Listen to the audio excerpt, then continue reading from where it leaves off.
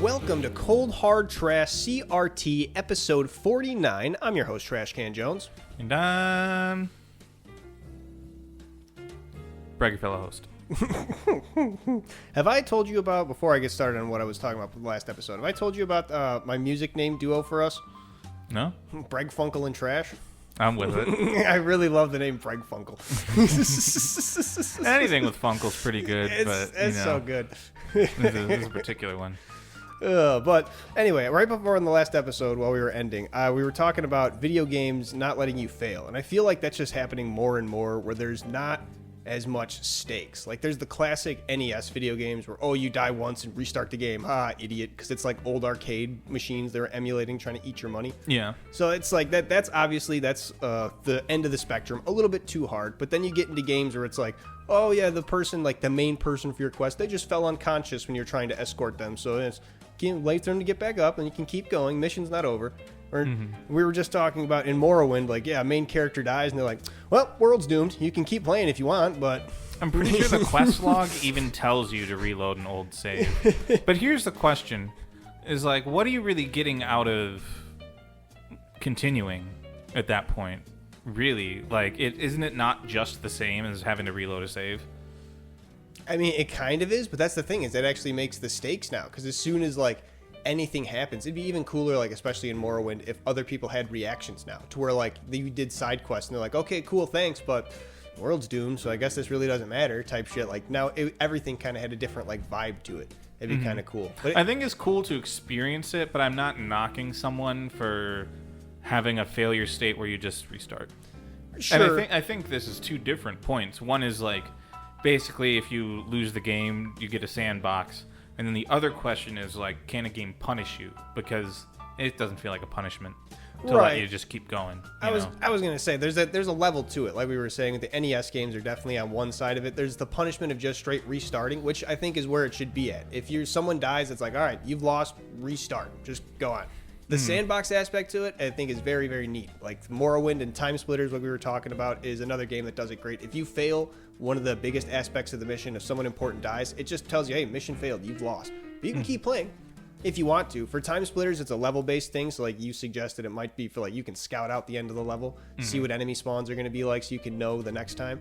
But it's kind of cool for that aspect of just like, all right, you've lost, but we let you lose. That person didn't just go unconscious. Like, game over. You can try again, dum-dum, but you can still play if you want to, but nothing's going to happen. You know, actually, to bring it back, the harshest thing that I can think of in, like, an open-world game where this type of thing happens is actually Oblivion, where you could have a side quest going, and, like, you're just off, like, somewhere else doing something, and then the quest giver gets attacked by a mountain lion when walking between two cities and dies. Oh, and it's just over. That's cool. Hell yeah. That's awesome. You just go in like, oh, you get a notification, like something in the ether tells you. You're like, you felt they died. In Oblivion. You're in the dimension of Oblivion, and you're like killing some scamps or whatever, and then it's just like, this dude died. Because why is he still walking? That cell is loaded over there, even though you're not in it? I think it's a simulation. That's crazy. But they do have schedules, like I've mentioned before. Yeah. Like, you know, you can catch someone walking in between two different cities if you know what their schedule is. You can stalk people. Right. That's awesome. There's also other cool things about that where it's like, I'm just not going to spoil it. And we talked about Oblivion enough. Yeah. There's another one that was just got me kind of mad when I first saw it. Was one of the newer GTA 5 heists. I think it was like the Cayo Perico one. There's like a part where you're supposed to stealthily go through. And I remember playing the first set of heists. Like, it was really brutal of just like, oh, you failed once, like mission failed, you're gotta restart the whole thing. And it was a lot of different, basically save scumming, just restarting checkpoints over and over again. And then playing through the Cayo Perico heist, you get caught stealthing. It's just like, oh, try again. You just get thrown out of the building you were trying to stealth in, and then get a stealth again. I'm just like, it doesn't even feel like it's a real thing anymore. There's no stakes. What the hell? Well, it's not even different. In fact, the one where you just get thrown out is again a worse situation for you, because if you reload the save, essentially that never happened. If you get caught and kicked out, they'd have seen you. You may have expended resources to get in there, and you're not getting those back. It's actually more punishing, but as a player, you feel like the stakes are a little bit lower. Like the character himself is not receiving punishment. Yeah, but the supplies and things in GTA especially, they're a non-factor. You can just bullets and stuff. It's time is all the biggest thing. Time is your biggest asset. And if you have to sit and restart every single thing, it puts the pressure on you. Like, I don't want to have to A, stealth for 30 minutes again just to fail, and B, have to sit through these goddamn loading screens to stealth for that 30 minutes again. Like, you wanna have the stakes. If it's not just like, oh, I stealth for 30 minutes. Ah, damn it, I got caught. Well, I got that checkpoint right there, so I can just stealth for 5 minutes and then we're good. Like, I understand why they do it, to make it an easier access. Like, people who don't play video games for 10 years and want the biggest challenge out of it. But it's, I don't know. I feel like you're going too easy. It's too easy baby mode sometimes. Sometimes I don't want to give any, like, all the new games a knock. Like, oh, they don't make them like they used to. Old man shaking his fist at a cloud. Even though I did say that last episode, they don't make them like they used to. But shit, Oblivion's a monster.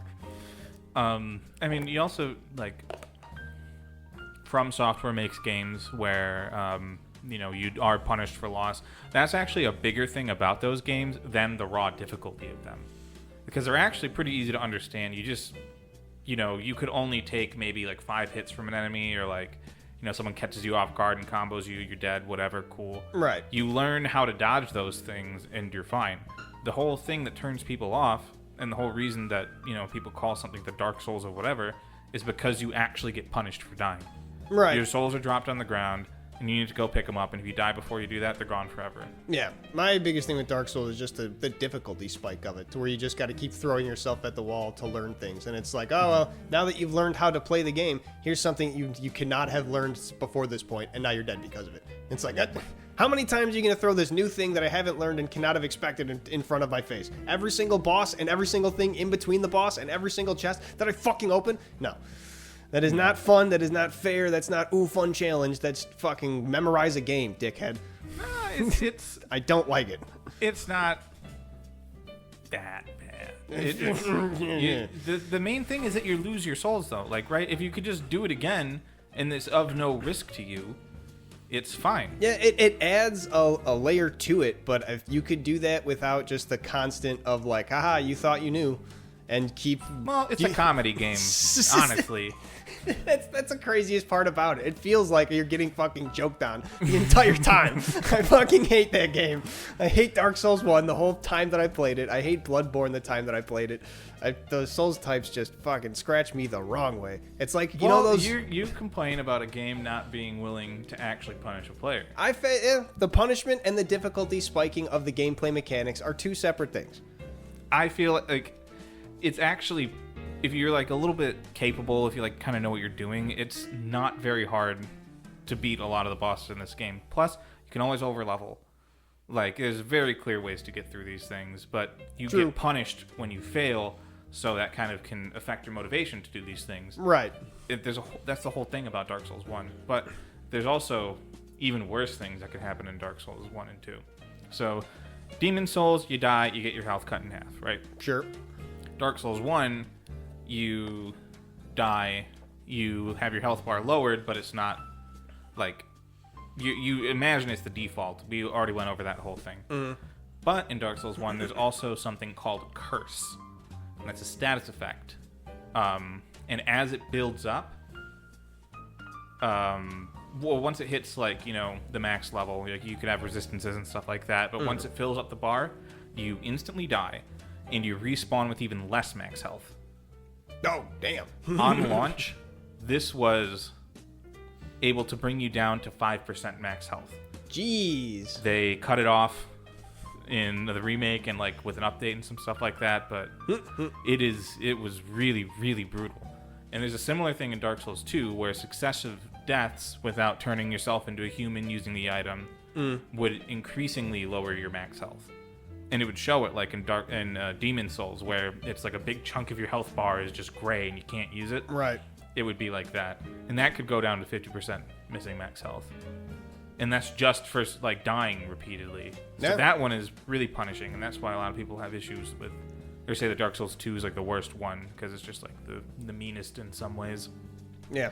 Also, one of the first main bosses you run into is called the Pursuer, and he like finds you multiple times as you're walking to his arena. He'll like have an eagle drop him off, and he's like, What's up? Yeah. See what my name is? You thought you weren't going to see me?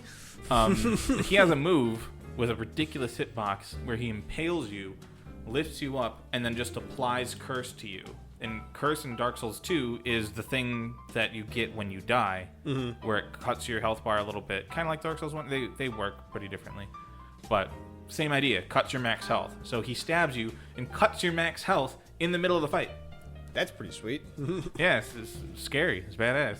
It's a cool little mechanic. I just wish that Dark Souls wasn't strung together the way it was with all the bullshit in between. I just wish it didn't make me extremely angry. I wish it wasn't trying to make me angry. I wish it wasn't just being, I want to be the guy, I want to be the Bashi Cat Mario. It's like one step above an NES game or those games. One. Because it gets the fancy graphics and lore and all that. Yeah, but it is like Cat Mario, though, or Mario Kaizo, more so than like just Contra. You know, it's like they're trying to fuck with you. Exactly. Like in Dark Souls 1, you walk through the Undead Burg, you get through the first section, and then there's like this clearing, and you step forward, and a dragon comes and lands on the bridge and kills you if you were on it. He only does it once, but just full of beginner's traps specifically. Yeah. Which there was a clip that I saw of someone who, there's a lot of different ways to get around. So someone went to the other side of that bridge where that happens and got people to chase him. And since he was on the other side of the bridge, everyone thought he already triggered it. And then he ran across really quick, and the dragon came and killed the invaders. Hell yeah. That's pretty cool.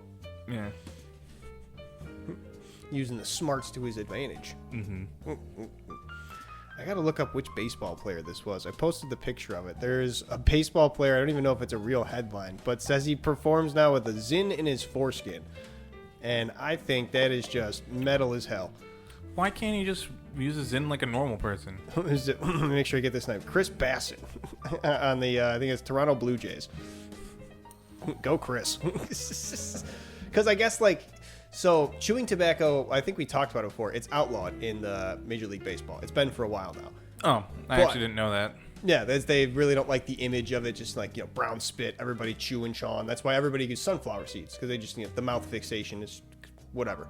And now because of Zyn, the synthetic nicotine pouches that have coming out, there's no specific legislation or even rules about that.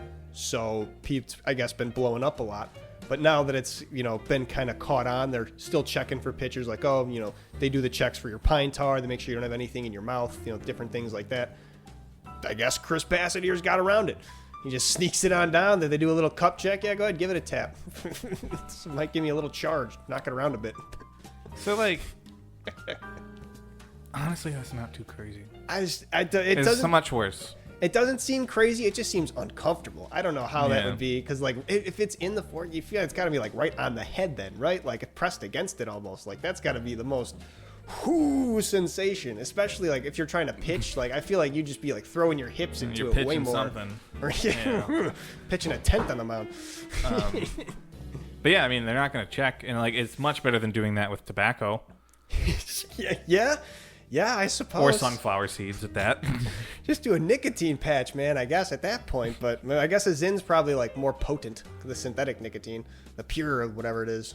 Well, I mean, nicotine patches are kind of designed to wean you off, right? Yeah, they're low. Zyn is meant to be used as a nicotine product to. So it's saturated with it. Yeah, you're probably right. I don't think it's about the synthetic aspect of it though, because the patch would also probably be synthetic. Yeah, the synthetic aspect I think is just to skate around the fact that chewing tobacco is banned. And you know what? Fixes the image issue. Yeah. I mean, see, this guy, I just don't know why he's public about it. Why did he say this? Same. Did somebody ask him? Or is he just so, are you into this Zyn thing? Oh, yeah, pop one in before every game. Oh, you got one in now? Yep. I don't see one. He just looks at him I can't show you where I've got it. Mm-hmm. That's fucking nuts. I don't even know if that's a real headline. It could just be a fake one just because Chris Bassett does Zyn and he's just I'd put it, said some crazy comment or whatever. Mm-hmm. But I love the idea of it, that baseball players are going to that crazy level. Mm-hmm. I think we've talked about Doc Ellis before, right? I told you about that guy who pitched on LSD or says that he did. It's a highly debated thing. People want to say that, oh, no way he did. But I don't remember it. Oh, he was, I guess, especially back in the 70s and 80s, barbiturates were a very big thing for MLB pitchers. And this guy, Doc Ellis, was already known to be just like kind of this, what you could be like an aggressive, crazy baseball pitcher, which you would kind of think like baseball isn't an aggressive physical sport, but like he would like stare, yell at people, like try to hit people with pitches if they ever looked at him the wrong way. Every single time he would pitch, he would specifically kick the dirt as hard as he can just to fuck up the mound and make the dirt worse for the next guy, like on the other team to pitch. So he would just be kicking holes in the dirt everywhere. Like he would just do everything that he possibly could. And part of his ritual was he would take a handful of barbiturate pills, just slam them on the table, and then look at them, and only the ones that were standing on the edge, the lucky ones, is the ones he would take before. He's like, sometimes it would only be 2 or 3, sometimes I'd take up to 11 and just get on the mound. It's fucking nuts. So I wouldn't doubt that pitchers do some crazy shit to get a little bit of an edge. They've been doing crazy shit forever. Well, there's a rich tradition of doing whack shit. Hell yeah. A very rich tradition, especially in the whole pine tar thing. Yeah, I didn't even follow that part. So there's a whole thing with baseballs where whenever you throw like the curveball, your sliders, you have to put the amount of spin on the ball, and that's what makes it like spin and travel and go through the air.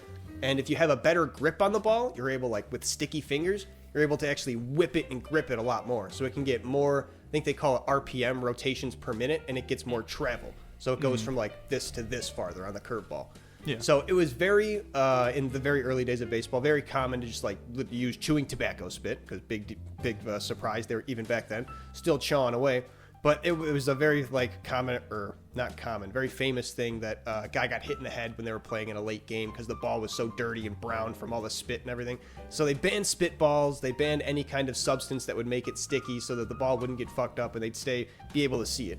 But still to this day, pitchers like do everything they can to try and get any amount of like sticky substance. Like they make their own different like concoctions. There's people who have like conspiracies, like every team has scientists that work on making vats of things. And some teams, like it's proven that they do. It's not proven that every team does, but some teams definitely fucking do type shit. And there's one guy I wanted to talk about. That's why I kind of got onto it. His name was Trevor Bauer, who right now I think is one of like a baseball player in Japan who's like very, very famous after playing in the MLB.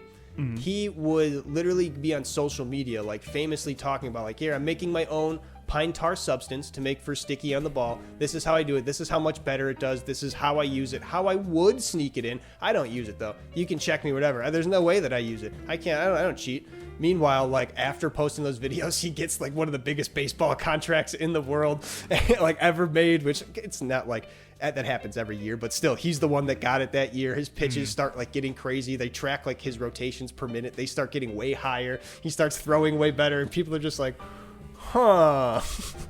And then a few years after that, he goes off to Japan. Is this also in the foreskin? No. To be fair, I have no idea. Trevor Bauer was probably hiding some. I don't want to slander him. If he was hiding pine tar, it was very, very well hidden. Nobody fucking knows. But you can look up videos online of just like compilations of pitchers getting caught with it, all the different ways they would hide it like on their hat, behind their ears. They'd put like sunscreen, mix it in with so many different ways. Baseball gets absolutely crazy with the amount of like cheating that goes on. It's also like, it feels like a misplaced rule, right? Because the whole thing is the ball was covered in tar, so it was too dark to see it, right? Mm-hmm. But I feel like they just wanted to get rid of the sticky thing, because if you're using a pine tar that's clear, the issue's gone. So even better, a white one. So this brings into the second aspect of the issue. So MLB has been secretly trying to like make baseball quote unquote better, because games are really long, they're boring, not many home runs happen. They want more big exciting moments. They're making baseball too? They're literally they're trying to make baseball too. They have already done it. You've seen probably the pitch clock and all these different, like they have a sudden death overtime they've added to it now. They've made baseball too. And part of what they did, I think this was like 6 or 7 years ago, is they tried to make new baseballs. Because like I was talking about with the pitch rotation, the more grip on a ball, the better. So what they did was they changed the balls for the laces to be a lot flatter along the ball, so it was literally impossible to grip it better. And they were like, oh, this is cool. Pitchers can't throw the ball with as much, horizontal travel with as much dip and all that. Hitters are able to crush more home runs. They were up that season. Problem was Tommy John's surgery was up that season a lot too. Tommy John's is the surgery that's like this tendon that gets snapped. Very common for pitchers who overthrow their arm. If you don't have a good grip on the ball, you can slip and, mistime that snap.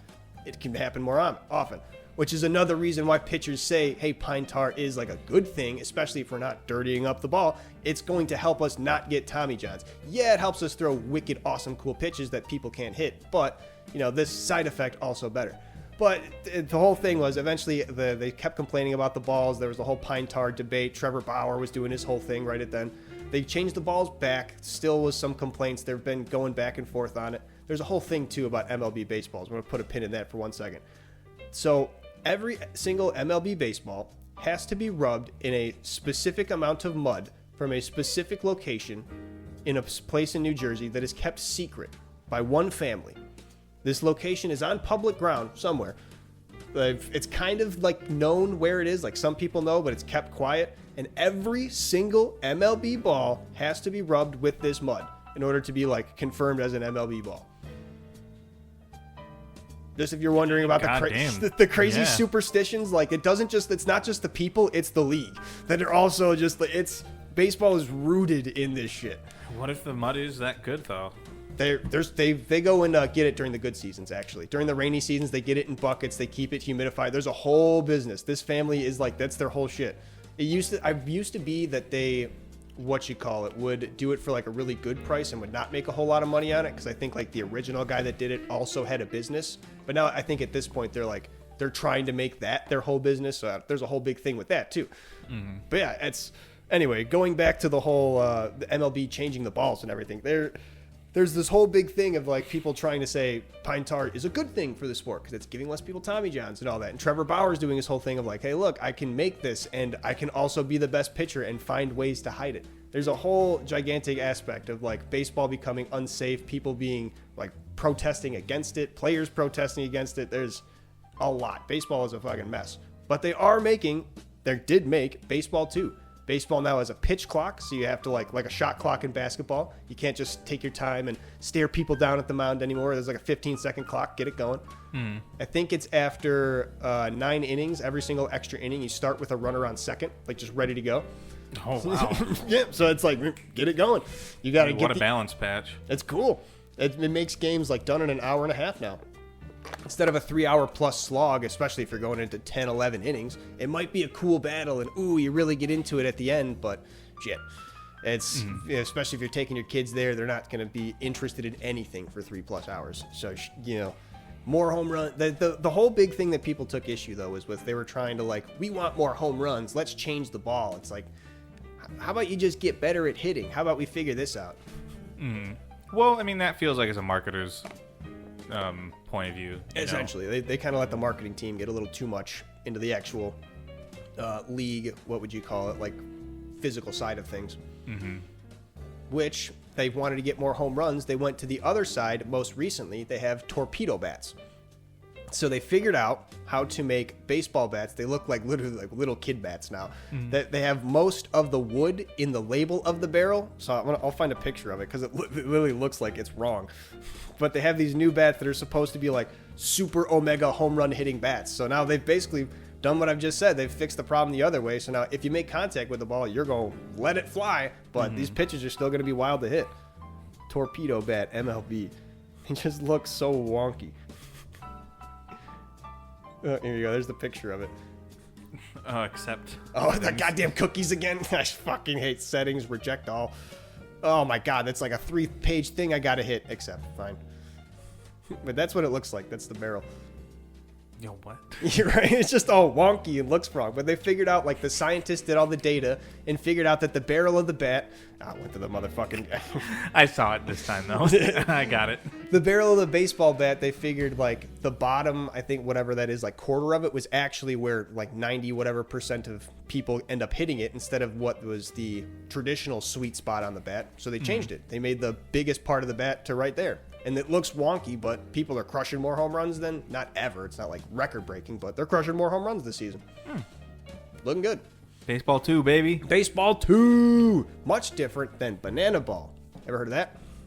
No. It was kind of a big viral trend a while ago. It's actually still getting big. They're doing like travel ball. It's a whole separate thing to baseball. Where Wait. Is this like the Globetrotters but for baseball? Essentially, yeah. Got the guy on stilts. They got the umpire that does like dances and all these different things. Yeah, I am familiar with this. Yeah. Yes. If fans catch a foul ball for the opposing team, then it's out. Like it counts. There's a lot of great shit. But yeah, no, that's super fun. It's kind of just a new take on baseball. I like it. Mm-hmm. Just guys being dudes. Yeah, just guys being dudes. Having fun.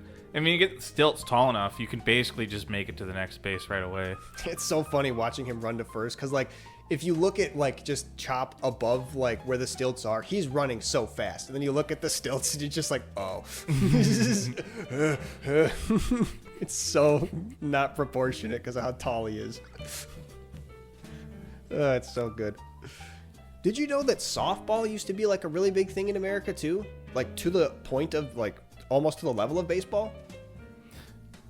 No, but I always thought that softball like wasn't inferior to baseball. Like, you know, we'd always have the men's baseball team and the women's softball team in high school, and like you get cool. The ball's bigger. It's also heavier. You know, you need to. It doesn't go as far. Right. Like, so you need to. Where's run the men's quicker. softball team? There was a thing, I guess, in like, I was watching I forget what his name was, like Eddie Prince or something like that. This guy was like a big male softball star, I think in the 60s, 70s. It was a big thing back then. Male softball was like akin to baseball. So when you said different baseballs in the game, I was thinking that you had options, right? Like you can go with the standard, you can go with the softball.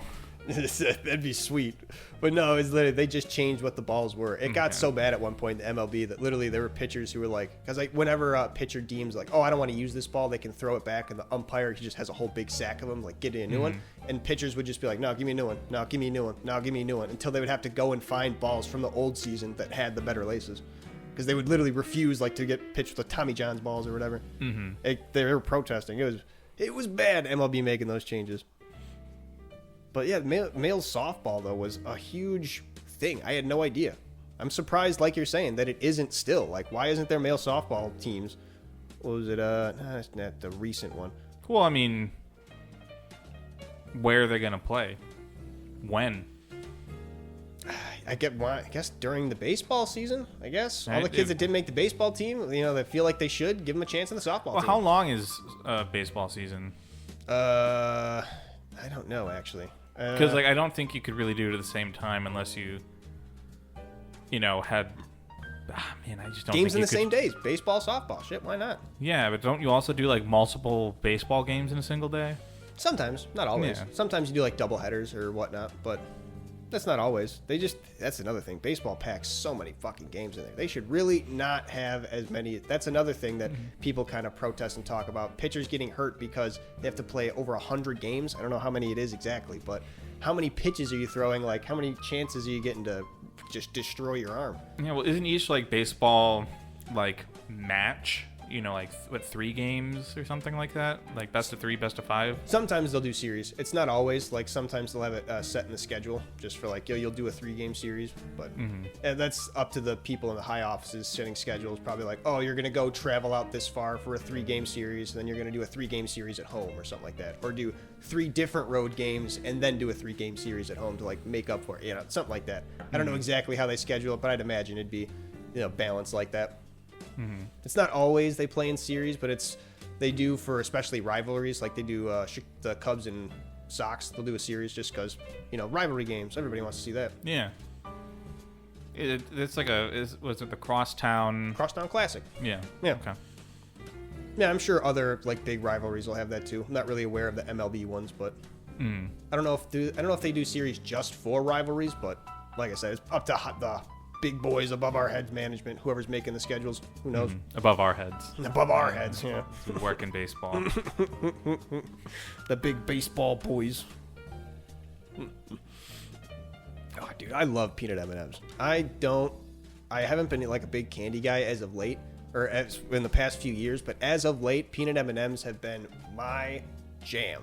I will do so many unscrupulous things for a share-sized bag of peanut M&ms. I like them. Pretzel M&M's are good. Pretzel M&M's good too. Right now, what I got is I bought some gummy sharks the other day. Ooh, gummy sharks are a classic.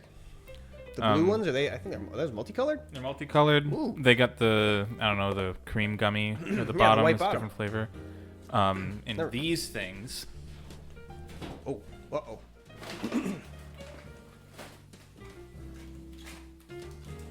What are cough drops? Nope. Gingins. Ginger candies. Super strength boost. Oh shit, is this gonna be like one of the things that gives me powers? Yes. Nice. But single things. How are this? Tastes like kind of like a Cracker Jack box. Not like an actual Cracker Jack, but like how the box tastes. Yeah. It tastes like the inside of an old box. I like it. It's ginger. Not good. You taste the ginger spice? I mean, a little bit. It kind of tastes like old. Well, there's a spice. I taste a little bit of the spice, but yeah, the main flavor is just kind of like old caramel cardboard. That's fine. Not everything has to be super sweet. Yeah, no, definitely not sweet. That's sweet. Yeah. Slightly sweet. Yeah. I don't think that's for me. I prefer a butterscotch and a very nice, nice savory sweet. I also got strawberry candies. They have the hard outside, soft center. Ooh, chew them. Mm-hmm. Like, ever had, what are they, I think Razzles they're called? Hard candies that turn into gum? Pretty good. Get a mouthful of those and you get a nice chewing gum afterwards. They're meant to be just like you pop them in one at a time, then eventually you have a chewing gum. But I love to just fucking get a squirrel a cheek full of them. Same with Smarties. I used to love, probably was not good for any part of me. I used to love eating the movie theater like amount of Smarties, the big box, because by the end of the movie my tongue would be numb. It's just like, this probably isn't good, but I love it. You're a kid. It's just literally, I can't feel my tongue anymore. Yeah. Like, it's crazy to think back on. I would just eat candy until my tongue went numb. It's part of the fun of being a kid. Good times. Yeah. Wonder Eat a about, ridiculous amount of candy. wonder how much damage that did to me. I'm a big fan of the chocolate-covered raisins. I'm a big fan of just regular raisins. Can't do the chocolate covered. They're okay, but not my favorite. I like a nice box of Sun-Maid. I like a good trail mix that includes M&ms. Yeah, I like a trail mix. I like having it because it's kind of like a peanut M&M, but What's your deconstructed. what's your ideal trail mix? Well, give me all the ingredients of it. Cashews, All right. dried. I have a sort of mix of it right here. You like dried apricots or something you're gonna do? This tropical mix. Oh, just this is your dream right here? Well, no, I would add M&Ms. I would add M&Ms and Like banana chips in there, it looks like. Yeah, there's banana chips, there's cashews, peanuts, raisins. The coconut, super important. I like the flakes of coconut. That's kind of neat. I feel like that's a little too much though. I like a nice simpler one. I just need peanuts and raisins, definitely. Got to have the peanut butter and jelly aspect. Peanuts, raisins, M&Ms. And that's good for a base. If you want to throw some fanciful in there, I'd say go for a little bit of dried apricot and then maybe a cashew or an almond. I'd say if I'm leaning to more cashew. And but those are additionals. If I even just have those, that's a fun little thing to add on. The base is just what you got: peanut, raisin, M&M. I'll be fucking happy as a lark. Fistful of that. Nah, I need my banana chips. I need my coconut. I like dried fruit a lot in those things. Yeah, I like dried fruit. I like it as, I don't know if I can eat it just a lot though. The texture of it kind of gets old on me quick. It's one of those things. It's not really like dried jelly. It's that same kind of deal. Just like it's a weird kind of like pull and chew, and it gets stuck a little too much. It's not like taffy, because taffy is that same way, but I fucking love how the way taffy just gets stuck everywhere. I haven't had a Laffy Taffy in a minute. Ugh. I don't think I have either, but I like the real taffy more. But it doesn't come with jokes. Yeah, right. It doesn't have a good pun on it. Not laughing. I like how they they probably just keep on getting more and more jokes. You know, like every Halloween or whatever, a kid gets a bunch of Laffy Taffies. They see they can submit one, and then They probably only have 50 jokes that they wrote back in 2005. And do you think anybody's checking on Laffy Taffy to make sure their comedy's up to date? we should. Shit. All right, let's go get a bag of Laffy Taffies and see Yeah. what their jokes are. See if any of them are about Trump. Yeah. See if they're staying topical.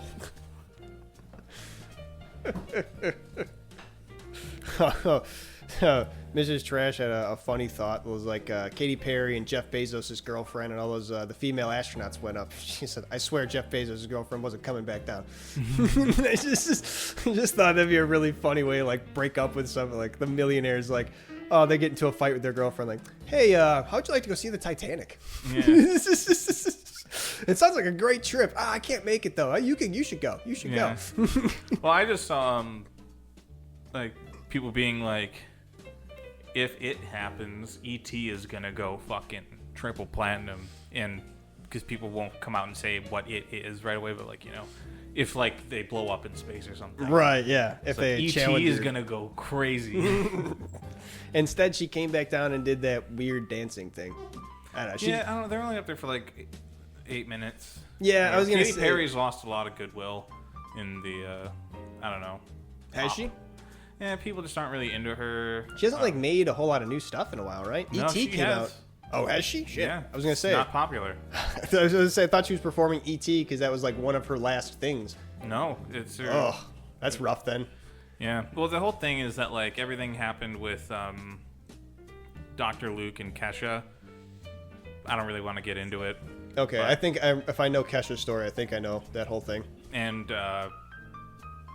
Katy Perry just keeps working with them.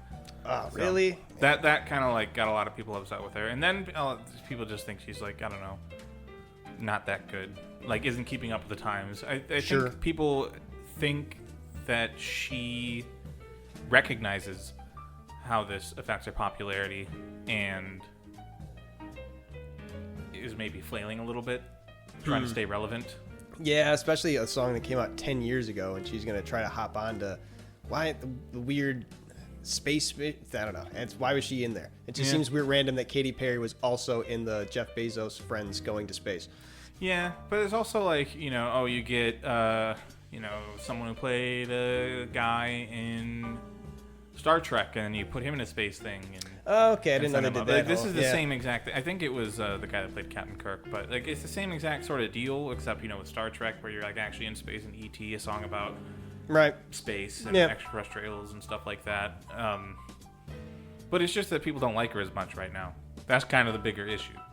And also, I think she like signed on to like become a part of it when the guys from Star Trek, it was like, hey, you know, we want to do this because it's like a big moment because of the characters that you've played. Mm-hmm. So yeah, went to space, came back. E.T. did Went not to go triple platinum. Space. They went like to Yes. very sub-atmosphere or something, right? Not even actual Low Earth space. orbit. Yeah. Like, okay, I'll count that then. Low Earth orbit. If you're going at least to that, that's space.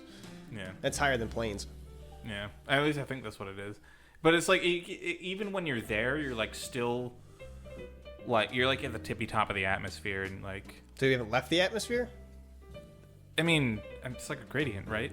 Are you up there with the satellites? I don't know. I didn't see anything about this, but Shit. it is space as far as I can tell. It's just like the lowest possible definition, which is fine. All right, Still yeah. space. Space technically, fair enough. It's more than anybody else can say. They didn't go Yeah. to space, period. Yeah. Well, except for the people that did go to space. Well, yeah, yeah. There's not many of those left, though, right? Are those two astronauts still trapped? No, they got back. Okay. Yeah. Good for them. Yeah, they landed a while ago. Yeah.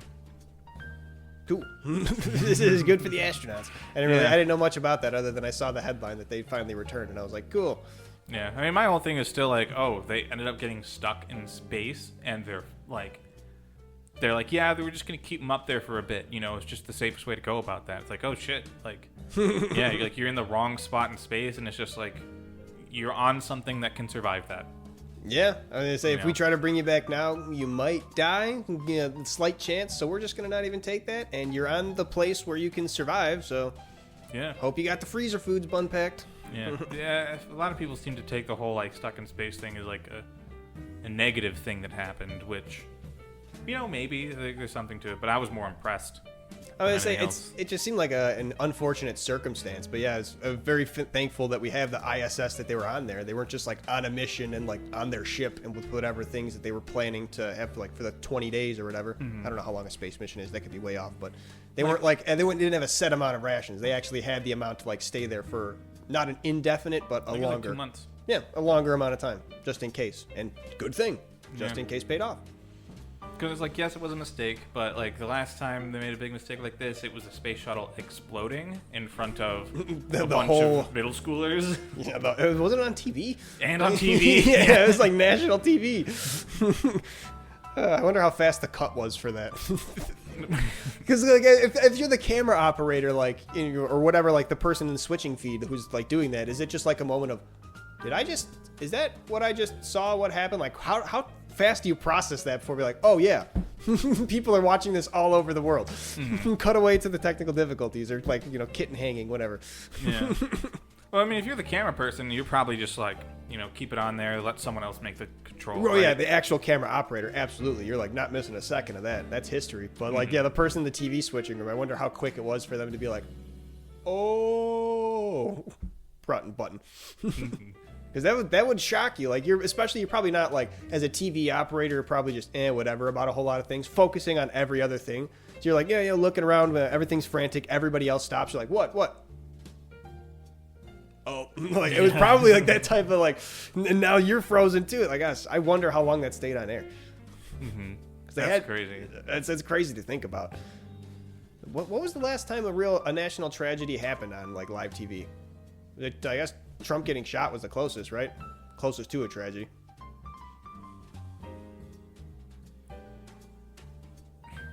No, it was a tragedy because you missed. Feel free to cut that out if you're not. But I don't give a shit. Okay, cool. Fuck it, I'm with it. I didn't want to put you on the spot. I didn't want us to have to pull a Jack Black and Kyle Gass. I don't give a shit even if I liked him. If you fucking thank God that M&ms didn't get shot, be like, good one. I don't give a shit. Yeah. Not the biggest M&ms fanboy anymore, but still, I like the guy. I don't give a shit. You can make jokes like that. That gets me thinking about the Minecraft movie. Because I did want to see it. I do still kind of want to see it. I want to see a bad movie in theaters. Yeah, people are saying that's just like very, very like confusingly bad. Like they don't understand the movie at all. Like, yeah. Part of me does want to see it because it looks bad, but another part of me is like, really, they're going to dress Jason Momoa up in like this weird ass like pink jacket and be a weirdo. Like that's not what I want from Jason Momoa. Yeah, they kind of play it because we watched the first 20 minutes of it, I think, in Discord together. So they didn't. Were you in there? I don't think I was. Oh, well, we watched the first 20 minutes of a rip someone was doing on Discord, and yeah, it just basically plays him up like he was this old gamer from the 80s. So he just got like that 80s glam rock kind of look. So they kind of explain it why he's doing that, but yeah, the one thing that really threw me for the loop, not in the 10-minute trailer, but it was of someone explaining a scene. He's like, when Jack Black first gets like introed in his cool thing of like, oh, here he comes and he's chopping away like, the hero has arrived. They play the song, do a little boo thing, got burned out, I'm a do thing, and it's like that's what he's talking about. There seems like a very confusing piece of media. It seems like one of those, I forget exactly how this guy I was listening to said it. He said it felt like those YouTube videos where you would just kind of like randomly throw music clips over things to be like funny random back in the 2000s. And it feels like they were trying to do that. So it didn't even come off as that. It was just very confusing. I heard him say that, and a lot of people were echoing that in the comments of being like, yeah, same, I saw it, and just kind of was like, why? I don't know. Jack Black also, like... That's all my research. What a fucking pick for the character. It's so weird. Not a fan. And in the lava chicken thing, he just stands there the whole time. Wasn't it not lava chicken? Chicken jockey. Yeah, well, that's the big moment where everyone is throwing shit all over the theater. Yeah. Which, like, I'm fine for everyone cheering, but like, don't make a mess. Yeah, like you can ruin the experience for people just by just yelling, and that's perfectly fine. Also, you know what? They're doing special viewings of the movie now, specifically for people to go nuts and yell along and stuff like that. Yeah, like they do for the Room and like Rocky Horror Picture Show. Yeah, okay. Which might give it some staying power. Yeah, for people to meme on it. I mean, that's the good way to go, I guess. But If the one other thing, if I could say just one last thing about it, from the 10 minutes I did see, so not just a third party of someone else's opinion, that's made me realize that they just kind of don't understand what they're making. So Minecraft is, a video game, but it's largely based within like real world. Like water is water, it flows. It's got grass grows, dirt's on the ground, the sky, all that lava. Hell is real. Right. It's fire burns. Like these are natural properties that just exist, right? Like a flint and steel is a real item, and it's also in Minecraft. So like when you have the flint and steel, it's not just like a Minecraft specific. That's a thing. Minecraft is a real world.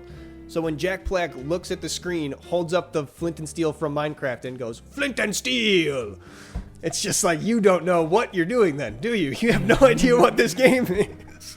You have no idea what this is. This alien new thing that no one's ever fucking heard of. It's the exact, like, the icon of the flint and steel, which is, like, I guess kind of cool, like you do in the Mario movies, like the original one, you have the little bob-omb, like, it's the thing from the game. But if you literally hold it up to the camera, look at the camera, and go, "Flint and steel," you're not even being, like, ironic about it. You're just like, you think that's cool? You think that's what this is? What are you doing right now? I have a fire starter. Right? Like, cool. Like, we know what a flint and steel is. That's one of the first things you get in Minecraft, like the beta 10 years ago. Like, yeah. that's been in the, I don't know. They definitely don't understand the property, the people making that movie. That's what I got from the 20 minutes. And I hear that kids love it, so it does what it's got to do, I think. Yeah, that's true. It's I not guess for us. In all my research, I guess I didn't take into account that the people I was reading comments of were probably not the children. So maybe children are enjoying the movie, and just the larger audience of people that actually did play Minecraft in its first inception is not who it hits. And my final note on it is that I have a friend who has a moral objection to seeing the Minecraft movie, and it's because Jack Black because Tenacious D went on hiatus after Kyle Gass's comment, and everyone's like, "Oh, it's because Jack Black is doing the family-friendly Minecraft movies. He he's can't be keep the associated with image." that stuff." And it's like, so apparently, like they're pretty good terms. Yeah, no, they had a whole thing right afterwards. Like, listen, it's not, we don't hate each other or anything like that. They said mostly scheduling conflicts, which whatever. It's probably not that bullshit. He's like, it's probably not a good idea to keep taking risks like that. Is how everybody took it. Yeah. Which, if Kyle Gass was already given some money for it, I guess, fuck it, what does he care? It's kind of feels like a stab in the back from your friend to be like, hey, we can't hang out in public anymore, that kind of way. But I don't know. It's when you're choosing the life-changing money over your lifelong friend, and you choose the life-changing money, it says something. Yeah. But it's not really, I don't know. We don't know the whole story. Yeah, that's true. And they said they're still on good terms, so maybe it's not even like I'm describing it. So maybe it's a little better in Kyle Gass. Maybe he even is sympathetic to it. Maybe he's like, listen, if I was in your position, I might do the same thing. But I'm fine with Jack Black getting shit for it. Yeah, I just don't absolutely. personally care. Yeah, I really don't give... I don't know these people personally, so yeah, I don't really give a shit. It was weird, though, just like how he's going to backpedal like so two-facedly. Literally on stage, he's laughing on it and going, "Yay, happy birthday, Kyle!" And then the next night on Instagram, like, I was so taken aback. I could not believe, like, what are you talking about, you motherfucker? Just stand by your friend or don't, but fucking be consistent at least. Come on. Fucking, ugh. And I get you can't say, like, the Hollywood execs are holding the gun to my head while you make the post, but still. Well, that is a good time to call it for this episode of CRT Cold Hard Trash, episode 49. I got the whole numbers right, both episodes this time. I'm doing it. If you like this episode, rate it 5 stars, leave a comment, tell us about how you feel about Jack Black or Katy Perry or any of the celebrities that we mentioned. Start some fights. Start some internet fights. Let's get in the internet beef. If we can get our name on the lips of Katy Perry or Jack Black, that's a win. Get out there. Yeah. That's you. It's on you now. Yeah. Do it. If we do it, we're going to look like, I don't know, beggars. Exactly. It's up to you. See ya. Bye.